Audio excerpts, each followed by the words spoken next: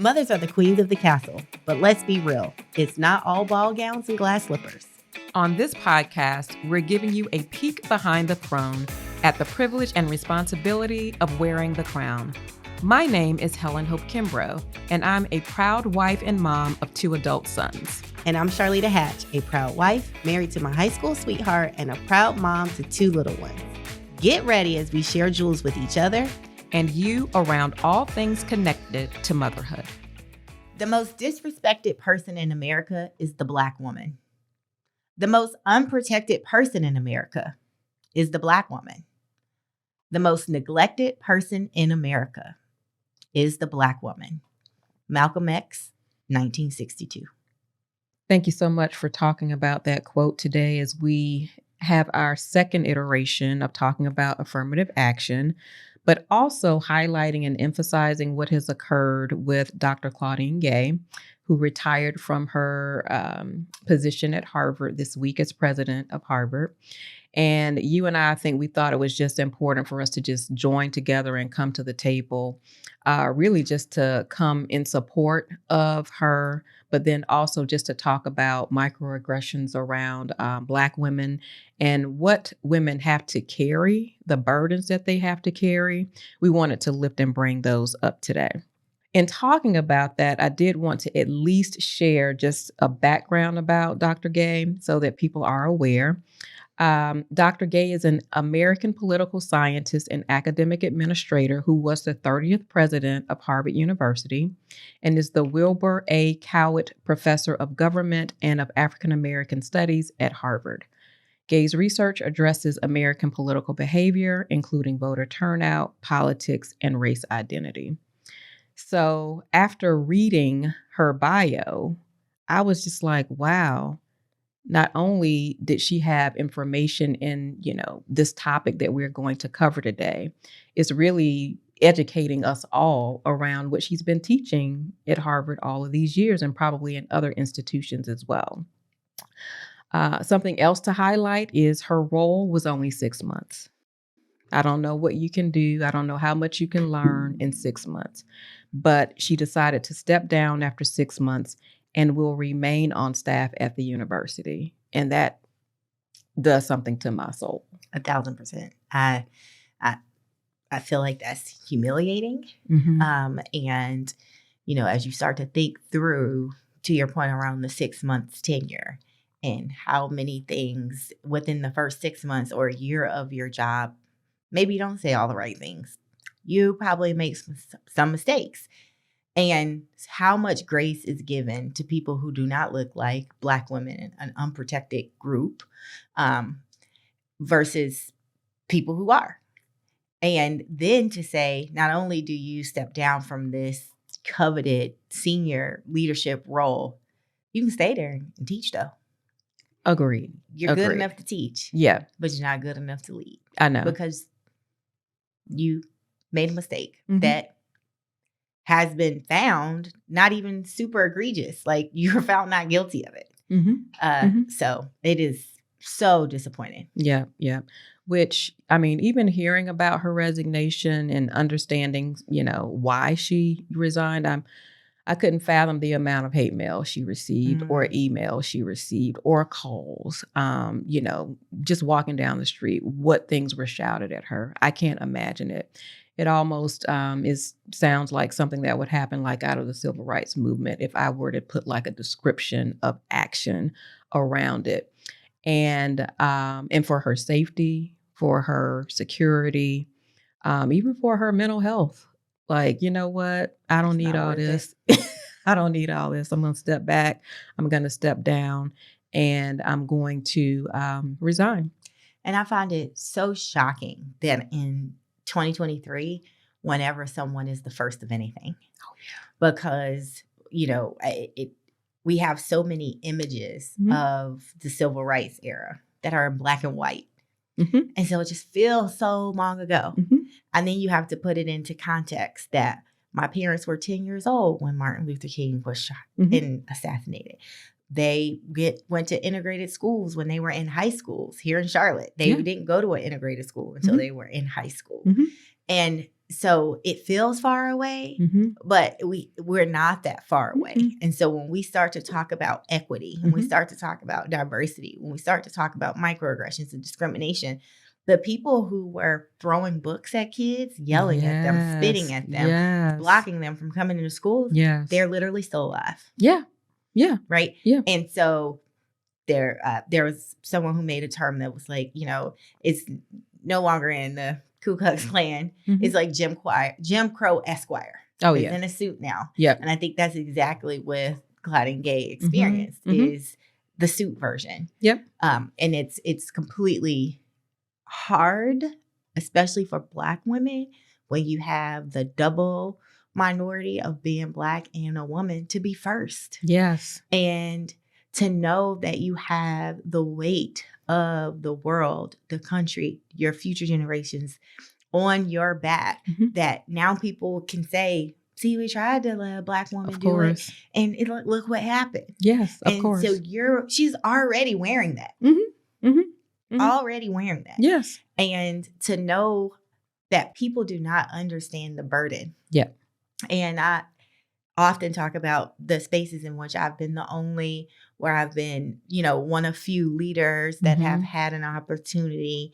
And I don't find it to be a bragging right at all, because the emotional and mental labor that you experience in those spaces, if you're a girl's girl like I am, you don't want to be in there by yourself. No. You don't want to be in the ring by yourself. No, absolutely not. I mean, I know with, my current role, it was important for there to be a person of color on the team. I don't even know if I would have accepted the role, because I said, you know what? I'm tired of being in just spaces by myself. It's uncomfortable. No one really understands the plight that you go through or the walk that you go through. So even if you just have another person that you're able just to decompress with, or even glance across the room with, I mean, it's actually liberating. And for the first time, I said, you know what, no more, because I had always been that person and accepting of it. And I was just like, but you know what? A small part of me is always missing when I do this. And I keep, playing like that blame game too. Like, oh, if only they could do this, if only they could do that. Whereas I had to come to terms and say, you know what? No, I'm taking this. No, I have to have another person on my team of color. And it's important to continue to open up that door so that others join you who are women or individuals of color on your team. And I even think about just even in the school environment and, educating the leaders at my son's school, that diversity is not just for others, it's also for my kid. And so I appreciate the fact that he's the diversity for other kids, but he needs other people that look like him in the classroom as well. Yes. For that very reason. Yes. And I think sometimes people don't think about that from that view, because still when we talk about diversity, equity, and inclusion, it's still centered. White people are still centered in it. Yes. And so how do we provide diversity for them? Yes. How do we provide diversity for men, right? But the actual marginalized group is not in the center of the conversation. Agreed. And that's the group you're talking about. Yeah. Agreed. I also think about how difficult and hard it is when you are having to educate people around about what you say, what you don't say, what is needed, what type of support it is. And it often that burden and that work falls on Black women. It does. And I don't always understand why Black men don't have that. They have their own feelings and they have their own journey. And I will definitely not take it away. But when you go into the workplace or to school, they're not wearing the mantle like Black women, right? Yeah. And so then it takes you further into that aggression versus assertive mantle. Right? Yeah. And then it takes you further into like all the major movements across the country, from voting rights to Black Lives Matter.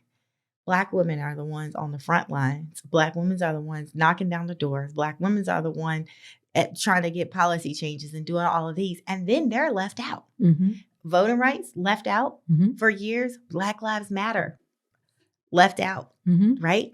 And Why is that? Yep. I have no. Why are we the most unprotected group? The one that has to sacrifice. And then while you're being sacrificed, used, tokenized, poster child, there's not even an acknowledgement that that's the role that you're playing. That's the burden that you're playing. It's like you should be lucky to be here. Sacrifice with the most leadership.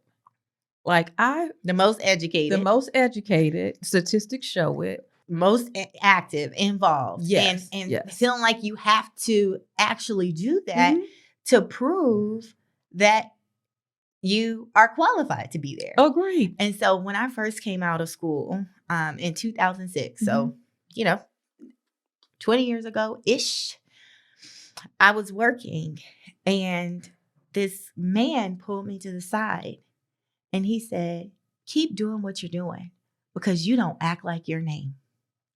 Oh, and my God. Whole life, I never even thought my name was ghetto. I never thought my name was ghetto. My grandfather's name is Charles. I knew I was named after him. Names that end in A, makes it feminine, right? So I never thought of my name being ghetto. I was 23.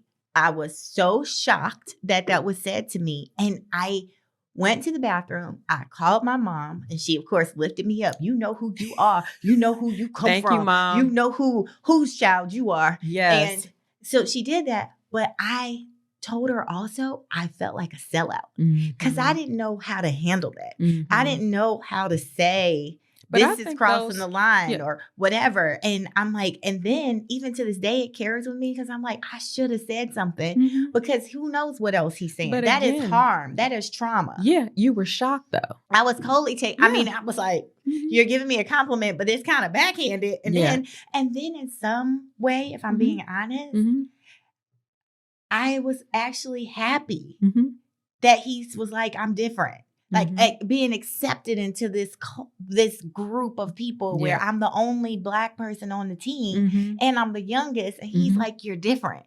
So it was like, kind of like a double-minded thing that W. Du Bois talks about because I'm like, I'm accepted, but I sold out. Yeah. Because I didn't say anything. Yeah. But I didn't know what to say. Yeah. But he's proud of me, but this is weird because I'm Black, but he thinks I'm not. And it's just that constant mental cycle. I agree. And now that you're talking about names, like I have a name story because I would go to places. My name is Helen. Helen, a boring name. Helen, mostly white name. You don't really see a lot of Helens. I would go to places and say, yes, I'm here. My name is Helen. Helen, your name is Helen? Yes, my name is Helen Hope. Okay, yeah, they would check and you sure? I'm Helen. Yes, that's my name. I'm confident that's the name. That is me. And so it's the complete opposite. Like, how could you have a name as simple as Helen? It's like, it's my birth given name. This is what they named me. And then when I go and, and further say, my name is Greek. Like I know the meaning of my name. My name, it means light. And then it's like, how do you know all of that about your name? Because my parents taught me that information about my name. And so all of those things, I feel you. It's those type of instances that people, will end up placing on you. And then you feel some kind of way, which is maybe a reason why I didn't like my name for so long. Like I tell people I had to grow into my name because I would literally hear people kind of say those snide remarks, just like you heard a snide remark about your name. Like, am I supposed to, my name should be something else. Like my name should be like more African. Like I have this name that's Helen and it's boring and it's not cool. So I feel you with that. And see, I grew up liking my name because it was like a Beyonce type name. Yes. You don't hear a lot of Charlitas. Yes. Get that Beyonce plug in there. But that made me self-conscious. And so then I started to change my resume to be CD. I used my initials for a while because I was like, again, I never thought my name was like a stereotypical Black name or ghetto or unprofessional, whatever type of mindset that people have. Right. Yeah. I never thought that until that man said that. Mhm. And then I was like, well, I can't use my name on my resume.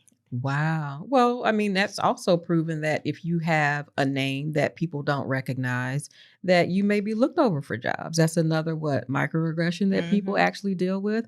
They don't get employed because of their name. Yep. They don't even get in the door. They don't even get a call back. So I think that was something that was intentional, that my father was like, you will have a 5-letter name, because he was like, no, we're not having long names up in here. Like, names meant something to him, which is why he, basically described my name and gave me the definition of it. He did the same thing for my kids. He's like, you need to know what your name means. You need to know what your name means.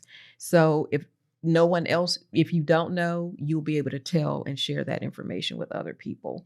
So it's kind of like something that he passed down, to us so that we would know it. But even if your name is different, okay, your name is different. But this is the name that they were given. So let's move on with it. And then they're hireable. They're smart. They have all of these different skills that they bring to the table. We need to, applaud that. I never feel like I'm given anything. Mm-hmm. It is what it is. Mm-hmm. I'm a hard worker. I know that I have high standards. I know I do work with excellence, Black excellence at that, which is a positive. Mm-hmm. And I know that I earn my spot, my space in every way. Yes. And I think it's a good thing. In some ways, I feel like, if you believe in meritocracy, there are things where you're like, you've proven yourself, maybe we're going to give you a little more responsibility than maybe you have earned, right? But you've got some history. I haven't had those in those experiences, but I've earned my spot. And so I got promoted in June of 2020. Mm-hmm. So it's the height of Black Lives Matter, mm-hmm. but I was killing it. Mm-hmm. At work, doing all the things like always. And 2 people came up to me and said, how did you get I'm that? so sorry that you're being promoted right now, because now it's going to make it look like you're just being promoted because of Black Lives Matter. I didn't make that association. Didn't even think about it, because I knew that I was waiting on the promotion to come to me, right? Mm-hmm. And I was like, okay, you're saying this because you think this. Mm-hmm. And it's 2 people at 2 different times. So now this is actually the rumor, the conversation that's happening that, they just gave her a promotion because it's Black Lives Matter. And the company wants to check the box to say, like, they promote Black people. Yeah. Forget the numbers. And just the fact that, again, when people are like, you do too much, you're doing this, you're doing that, some of that is rooted in subconsciously feeling like you're making sure people know, like, you're supposed to be there. Yes. That it wasn't given to you. Yes. That it's not because you're unqualified or any of those things. And that's my own work that I have to do and unlearn. But I know that's where it comes from. It's one of those areas where we talk about, like, no, they earned that, right? Because even when President Obama was elected to office, and people would say, well, y'all got y'all's president now. And it's like, he earned his way to be there. What are you talking about? People voted for him. Way more than just Black people, because Black people don't have the numbers to, like, totally select one president. Yeah, like, he earned that right. And his scholastic, academic, person who he is, everyone was ready for him to be president. But the majority of people were ready for him to be president. But also the number of people who, anytime you brought up racist, discriminatory, microaggressive behavior, it was like, come on, Obama's president. Like, that didn't happen anymore. Yeah. Obama's president. Well, and it's like one person, one win, one opportunity, one president, Claudine Gay, is not eradicating 400 years. Yes. Plus the fact that people who didn't want to be around Black people are still alive and influencing the next generation. Yeah. That doesn't change. It doesn't change that. Nope, it doesn't. It doesn't. for a lot of that, when I think about, Claudine Gay, even when I think about, President Obama at that time also being first, Michelle Obama, first, lady of our country. I mean, just the weight, again, that they have to carry in reference to that. The self-care that has to go, within that, the internal piece that you have to work on. Like you said, I have to unlearn some things. So the learning that comes with it, but then the unlearning that also comes with it is heightened just because they are who they are and they are the first. And we still depend on them, right? We still want them to speak up for everyone. We still want them to speak up on our behalf for our plight just because they were the first. But sometimes you just have to go into your own cocoon and do the work yourself. Retreat, relax, breathe, exhale, find out some things that you want to do that are helpful to you so that you're not all things to every person that, needs that. I have so many different work stories. I've, been working for almost 20 years and definitely have usually been the only. But when President Obama was elected the first time, my old manager pulled me to the side and cried and was like, did Black people just vote for Obama just because he was Black? And, what does this mean for me and my kids? And again, not crying in a good way. No. And it was one of those moments, again, that took me back to my first encounter where I'm now consoling her in saying like, no, Black people didn't just vote for Obama just because he's Black. Like, he's qualified. It's going to be great. It's going to be fine. And I still am, mad at myself to this day because I didn't have the language. I didn't have the words to say like, one, you're centering yourself. Two, this has nothing to do with you. Three, I didn't know what to do. And so I'm like, okay, there. It's okay that there's a Black president. Wow, while we're at work. Yeah. And I think I stopped doing that. I mean, it takes you a while, I feel like, to learn that. But when people feel that, this is my attitude. You don't have to feel that because this is what I feel every day. But also when they feel it, now I know enough to say why you need to also sit in this, but figure out why you feel this way. Yeah, definitely so. Yeah. Like I've never cried about anything that a white person getting a promotion or a white person becoming president of the United States or, a lot of it is because it's normalized, but why isn't Black advancement normalized enough in 2023 to the point where it's, or 2008 to the point where it's bringing you tears? Yeah, I know. But I mean, but for a Black person, like it's the elation, even when it is the first, right? Like we are rooting for you because sometimes we can't even fathom like this has happened because it's years and years of systemic racism that has not been granted, to you, to us. And so when you see it, it's like, yes, finally, someone is in a role, someone's in a position. And then when it's taken away from you, or you're fired or let go or whatever, then it is this feeling of let down to the whole community. And people are like, what is happening? I mean, I don't know anybody who can do anything well, like you said earlier, in 6 months. It literally takes you a year just to learn the climate, your workload, your client load. And sometimes it could take longer than that, but I give you a year, right? I mean, even go to the point where she's in front of the Senate. I have to believe she was coached because I have been deposed at work. All these things happen at work. Girl, I know. I have been deposed. You're ready. You're ready for next level, Charlita. That's what you're saying. You're just ready for next level. I claim it.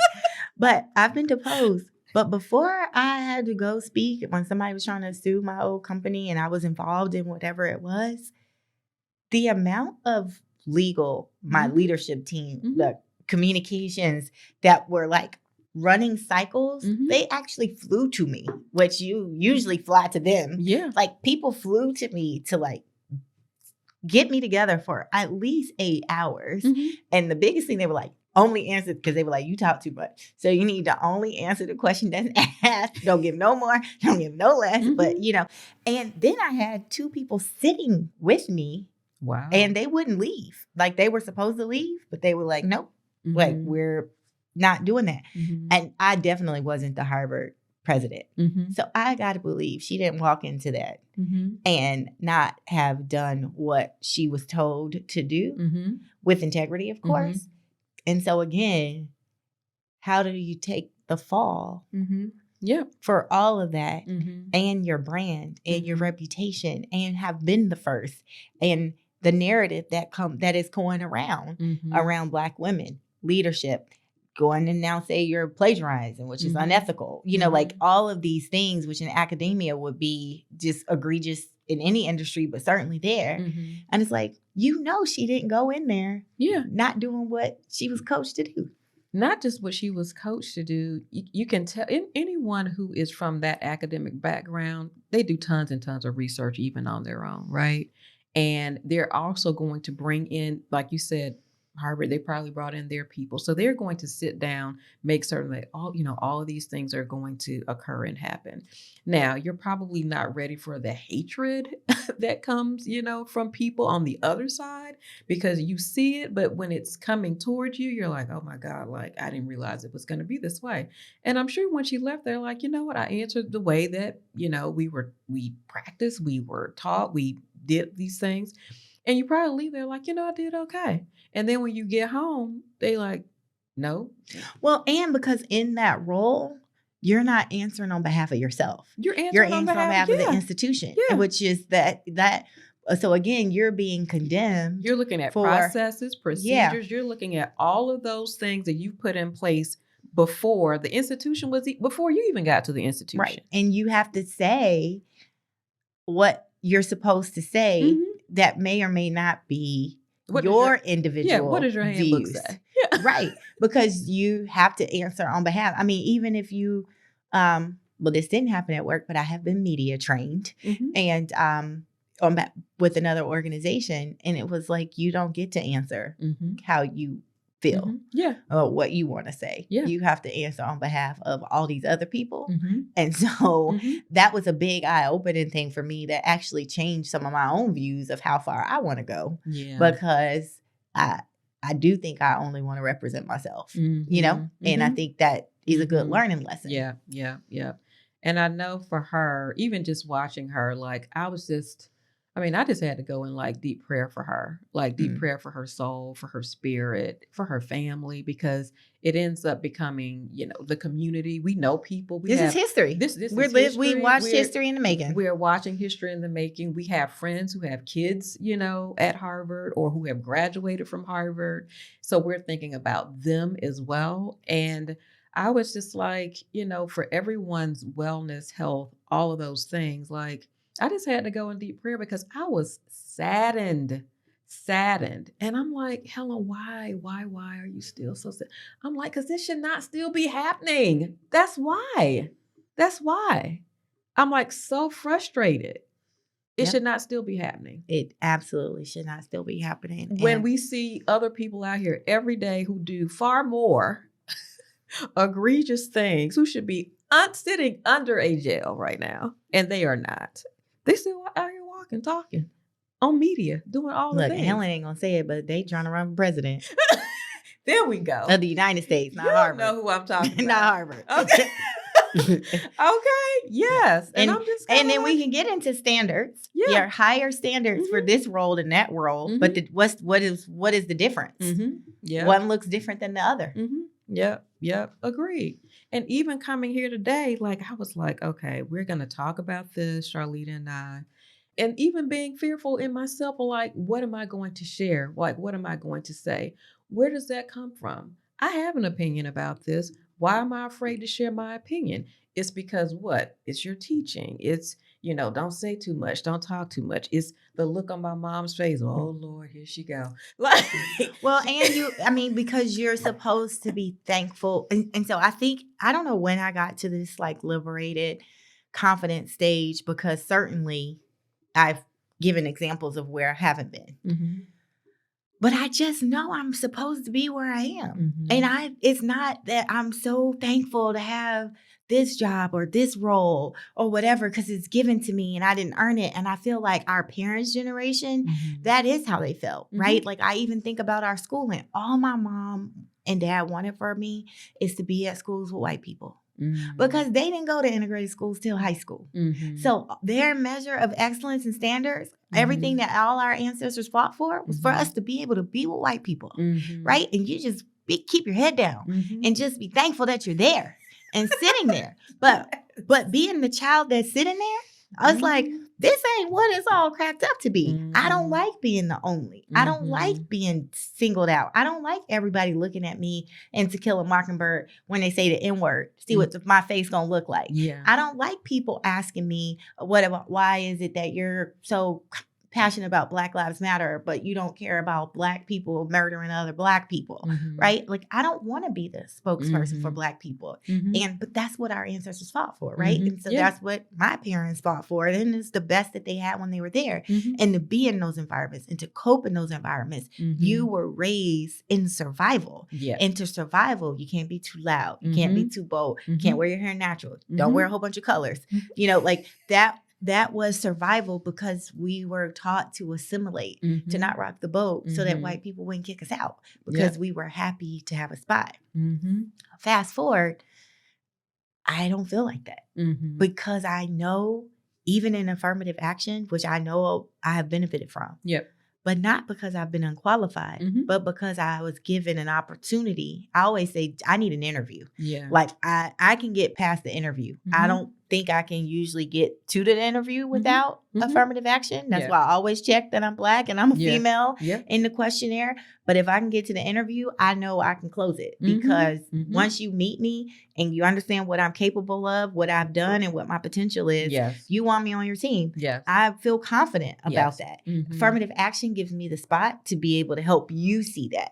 Right? Agreed. And so I am okay of not necessarily keeping my head down and having the conversations, because I think, and this might be too big of a statement, and, you know, we can walk it back, but I feel like this is my civil rights. Oh, it is. It's to break down the barriers and the glass ceilings in corporate America specifically. There's not a lot of Black female technology leaders, and I want to make it a space that is inclusive, and that people feel like there's upward mobility, and they feel like they can have a family. And that's why I try to live out loud so much, because I didn't have that. Never worked for a Black female leader.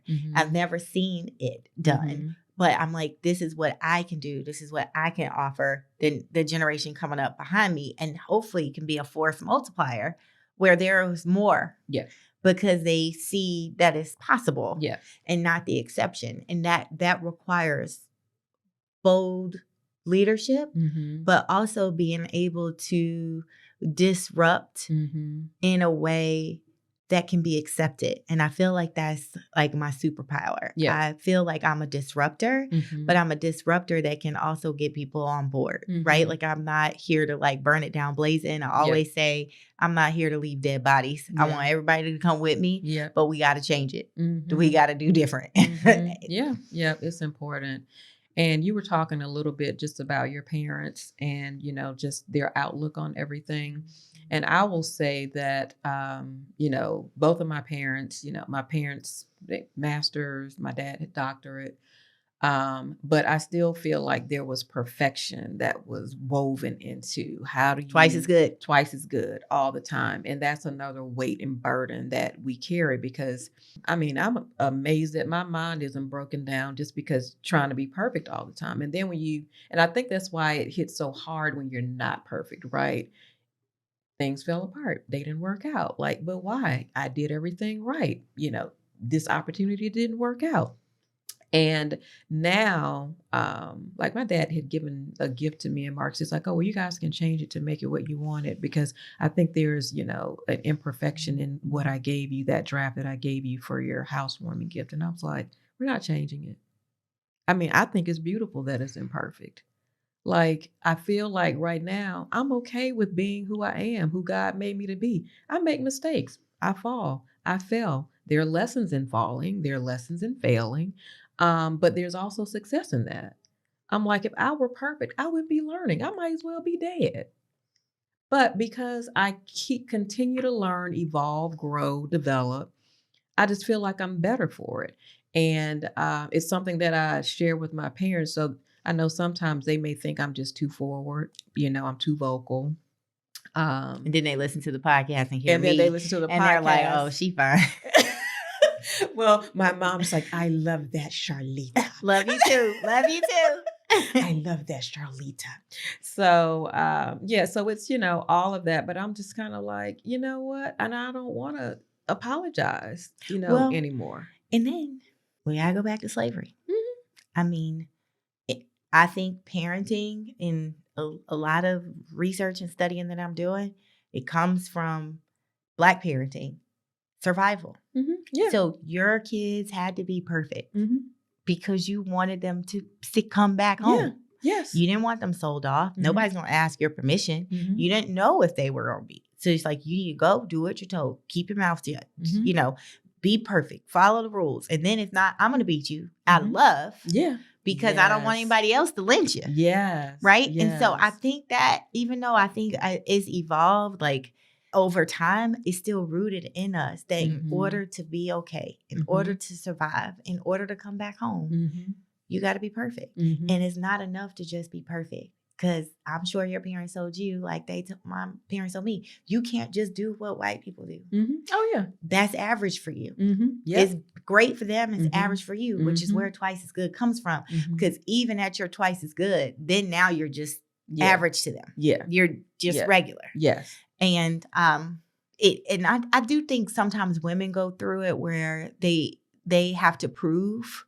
But again, the intersectionality with Black women is the double. Yeah, it is. It's the double. Agreed. It's interesting to think about not only the experiences you've had in your life, how it's brought you through your own kind of journey. And I think, especially when I was early on in my career, I wanted to disassociate and assimilate more to be accepted into whiteness and white spaces. To learn that you weren't going to be accepted anyway. To learn that you were not going to be accepted anyway. And that hurts when you realize that when the chips fall, if you do make a mistake, you are your version of Claudine Gay. Yeah. There's no wraparound protections looking out for you. Like it's easy to say, see, we thought she was different, but she's just like everybody else. Yeah. Right. Yep. And when you're winning, you're different. And when you make a mistake, which we all do, you're like them. Yes. Them. Yes. And what has, and sacrificed. She was sacrificed. Absolutely. Sacrificed for the most elite institution. Yes. And so then I think about just going back to like Black women and our fights and like all the things we do for like civil rights, social justice to like make this place equitable and inclusive and all of that. And there's still to me an interesting relationship and dynamic between Black women and white women. Oh, yeah. And I think I'd like to explore that a little bit with you, Black women and white women, then Black women and Black men. Those are the two groups that keep me up at night. That keeps you up at night. It keeps me up at night. Wow. Girl, they don't keep me up at night. Why is that keeping you up at night? I think that when it comes to Black women and white women, there are so many opportunities, I think, and we're seeing a little bit more of it now, where white women can do for Black women what Black women have done for white women. But sometimes it feels like white women don't acknowledge that all of the affirmative action and diversity has benefited them the most. I agree. Yeah, you're not the sins of your father, but when you see something in the workplace that doesn't seem right or doesn't feel right, or in education or at the grocery store, like speaking up, speaking out, being an ally, it's not there. And then if it does happen, there's a level of distrust there on both sides Mm-hmm. that you can't accept it. Mm-hmm. Yeah. It doesn't. And it's so interesting to me because I have people that I consider friends. Mm-hmm. And it bothers me to not know when things happen Mm-hmm. to me, Yeah. my community, Mm-hmm. the silence of it all, Yeah. or the explaining it away, Mm-hmm. or the crying, or that it's Girl, hard. The crying. Can we just talk about the crying? Yes. Because it puts everything back on that plate. And it shouldn't be there. That's why I'm like, no, you just gonna cry, and I'm not gonna console you. You just gonna cry. I'm having an issue. I need for you to be on my team right now, but you're making this about you. Mm-hmm. We see it in education all the time. We see it with Black boys. We see it with Black girls in education. We see it with students of color in schools. A teacher will cry. This is a kid. I just dealt with that. I was like, I think this substitute is scared of the kids. I'm like, how are you scared of 9 little Black kids? Mm-hmm. What are these 6-year-olds gonna do? Yeah. But I will say, our followers, they know me now. Yeah. I'm pretty direct. I'm straightforward. Mm-hmm. I got a good heart though. Oh, you do. And so I love hard. I fight hard, but I have a high bar, right? I have a high bar for myself first and foremost. And then I have a high bar for others. She has a high bar for everybody who comes in contact with her. High bar. But myself first. Yes. And so that manifests at work. And I'm straightforward. I'm assertive. I'm direct. I'm clear. I believe clear is kind, like Brene Brown, but not nasty, not aggressive, not bossy.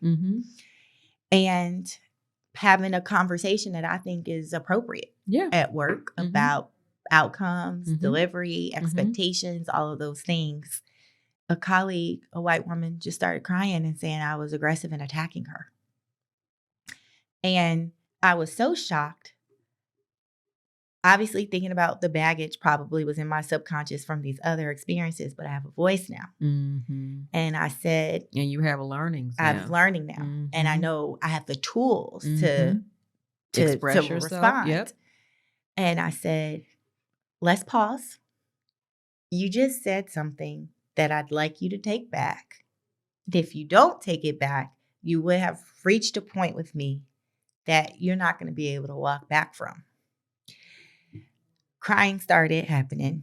And then I said, we've been working together for a while, so I want to make sure you hear me. I need you to take this back. And then it was validated by, I spoke to a Black man about this and he agrees with me.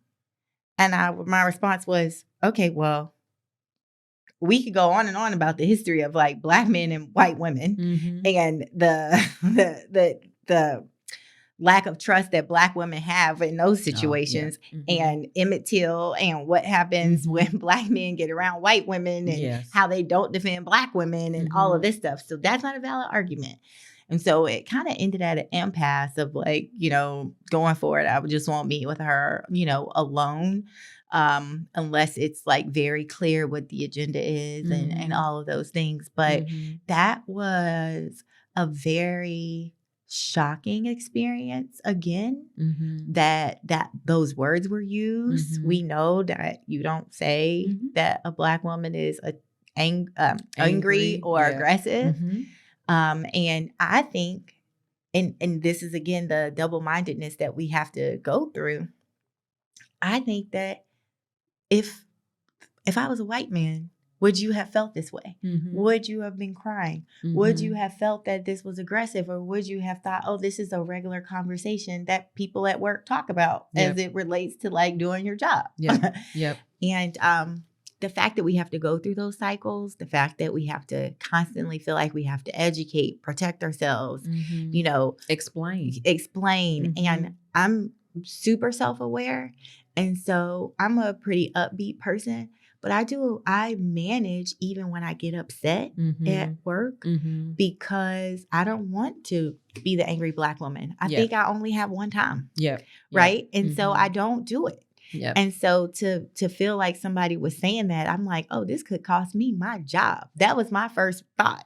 All this work I've done, all this capital that I've built, all of my brand could literally be tarnished because of this one meeting with this one person who is using, microaggressive language and crying. And because I'm not going to cry at work, then who's going to be consoled? Yep. And rarely is it the Black woman that's consoled. Rarely is it the Black woman who's going to be believed.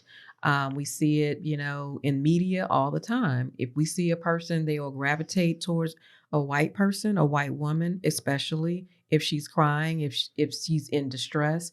But then, we're strong, so they'll be all right. Like, they'll get it together. And so, it's hard even just hearing you talk about that, because I know that pains you. And I know that, this is in your place of work where you built credibility, not just internally, but externally, like in the community. And we also know it only takes one thread. It only takes one thread just to loosen up that whole fabric. And I think that's why this situation with Claudine Gay is so triggering, because it just validates that. Yeah. Yes. Because again, I'm on threads where people are like, "Well, she plagiarized." I'm like, let's walk it back. First of all, she was found not guilty, but second of all, are we really going back to her first real writing in her dissertation? From 1997. And again, she made it all the way to be the president of Harvard, and I'm sure it was vetted and scrutinized. It has probably security clearance type vetting. I'm sure. And now this comes out. So did they already know it and was using it, was going to hold it as a carrot? So there's distrust there. The other distrust is, the board really rallied behind her, right? So we thought, hey, we're good. Like, the board was like, you're fine, you're good, go forth. And then, but that was the public statement. That was the public what happened statement. Behind closed doors. We don't know what happened behind. Well, I think we can fathom what happened behind closed doors because, again, the holiday break, all these things happen. And now the first week everyone's back at work, all of this comes to light. And it's just kind of, and then your mind goes to, well, the board said this, what, she still resigned? And did she really resign? Well, and she said, it's basically paraphrasing. It was too much noise around me, and I want to do what's best for the institution. And one of the things that I have struggled with as I think about upward mobility is that everybody's fine with you when you're at their level. Yes. They're not fine with you when you're the Black woman in charge. And you have to constantly, again, fight for your position, fight for your voice. And that's why I always will fight for a title. And people will say, well, titles don't matter. I'm like, it does if you're a Black woman. Matter. Titles determine what rooms you're in. Yes. Titles determine how people treat you, how they respect you, like all of those things. And I always say we are mistitled. Oh, 1,000%. All the time, because we are not elevated because we're mistitled. We're doing all the work. Someone comes in and you have to teach them their job. You should be doing that job. Yep. And you should be switching. And you be, like, let me coach you properly in the title and the pay. Yes. And the pay, the benefits, all of the things that you would actually receive if you were at the right title that you were supposed to have. So I wholeheartedly agree. Titles matter. And so again, going back to that. So now it's okay through all of the noise in the Senate, your plagiarism, accusation that was unfounded. You can still stay and be on our staff. You can't be in charge. Yeah. And I think that's, to me, just brings it back full circle to everything that we were talking about. The most unprotected person in America is the Black woman. Yeah. Yeah. Because as long as you're not the person in charge, as long as you're not the voice, as long as you're not this, we're fine with you. Yep. And I've thought about what I want to be when I grow up. And I'm always like, I've got ambitions. But I just don't know how people will respond to me being in charge. Agreed. And could I be in charge at this place or that place? What does that look like? Yep. I mean, because we have both of us are in community, I'll be moving into a larger, more expansive role in community. And I'm even thinking about that, as well. Like, okay, wow, this just happened. She's given 6 months. Now, I've been, involved in this board for, I don't know, 8 years now, but you just never know. I'm like, she's been at Harvard for an extensive amount of time. You never know. And then for people to say, oh, you shouldn't think like that. Well, we don't have the privilege not to. Yeah, like, okay, but I mean, it's there. It's there. It shouldn't be there, but it's there. And so the other thing, just kind of going to the Black man, is that I know this is not a general, like everybody, of course, but just seeing them advocate and be on the front lines for us, like we fight so hard for them, or even in the workplace, sometimes they almost disassociate and like can use like the patriarchy a little bit and go towards the man side and to be accepted, smoking cigars, doing bourbon. But, are they like strategizing and thinking of like, how can I bring this sister in? I just don't, and I've not felt that except for one time in my career. It's been almost 20 years, but and I have worked with more Black men than I have Black women. Yep. I mean, I've been burned, by a Black man who was also, in one of the Ivy League, programs, and I wholeheartedly feel like it's systemic because you're so ingrained into that system. You want to assimilate so deeply into that system that, you know what, this is not going to work. And even if you look at their team, there are no people of color on that team. He's the only person. And I'm like, what in the what? This is crazy to me. And part of that is because you're afraid once you get into a position that if you even hire one person of color, that it's like you're doing it just because they're that, right? You're constantly having to fight that they're not the most qualified, but that's just because they're a person of color.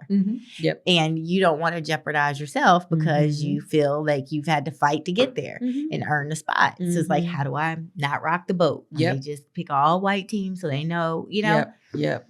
And I mean, I just think that just does us all a disservice as well, because I mean, we really need to be partners. We need to be rallying together. If there's information that if there's something that you need to teach, be willing to educate, be willing to provide awareness, be willing to provide some coaching. But likewise, also see the benefit of that person coaching you up. Like, you don't know everything. No one knows everything. You have to have a learner mindset. Yes. I don't think people are malicious. I don't just normally gravitate towards that. But just because you're not doing it on purpose doesn't mean you're not inflicting harm. And then that harm is trauma to someone else, right? And once you do it, you can say sorry, but you did it. And now we're still got to process and work through it. And it carries with you. And like, I still remember that man who said that to me in 2006, right? Yep. And that has been with me my whole career through all the things that you experience. And then you see other people around you experience. And then you see a couple of exceptions, but that's just small, right? I think to your earlier point, like, how do you protect your mind, your heart, like the self-care piece? Like what would you say? Well, I think for this, because, there have been traumatic things that, I've read, that I've seen specifically as it pertains to our children, our Black men, always under attack, due to policing and all of those things. But, and so sometimes, deeply reading, but sometimes removing myself completely because I have to, protect my mental health. For this, though, I was like, I'm, reading threads. I'm, reading Twitter. I'm reading Black Twitter. Like, I'm on all of it. I'm reading Essence. I'm reading The Post. I'm reading so many other articles out here because I'm like, surely there's something I'm missing. Surely there is. And so again, like I mentioned before, like I just had to meditate and pray because I was just like, I know this is just hard. And it's going to be hard because you're going to always question yourself. why did I say this? Why did I make this move?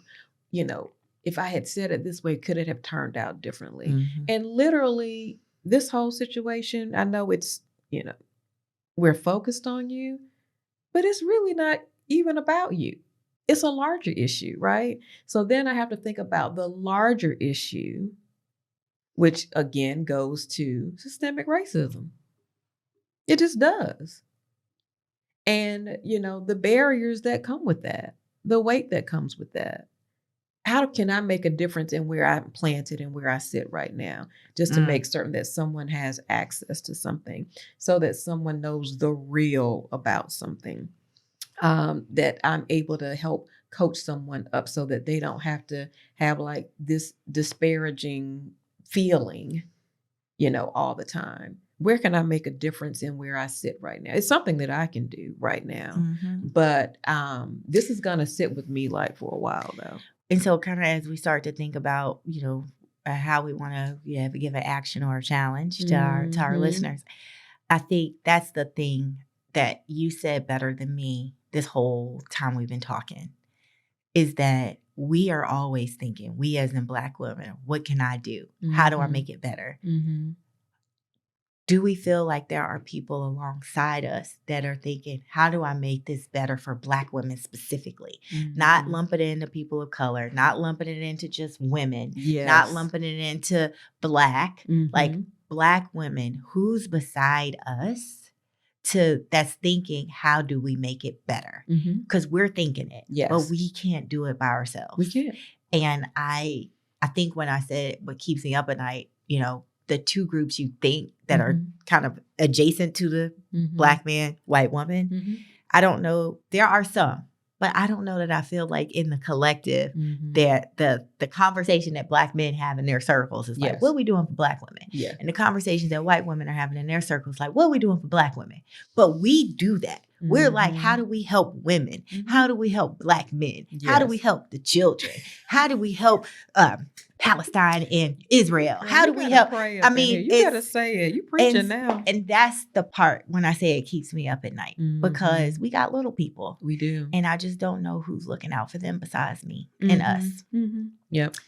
So with that, we could go on and on, my friend. Girl, we could. But I'm glad that we took time out to do this bonus episode to just kind of unpack. I mean, this was super cathartic for me because the Claudine Gay situation was bothering me, and we both called each other and almost said the same thing at the same time. We did. And then within 24 hours, I think we were in here to get this off our chest. And I hope it provides healing and space for conversations for all of our listeners. Please, please, please like, follow, subscribe wherever you're listening to the Behind the Throne podcast. And we look forward to catching you on the other side of season 3. Bye. Thank you for listening to the Behind the Throne podcast. Be sure to subscribe to our channel and comment below with your feedback. Check out future episodes from us as we discuss motherhood from babies to adults.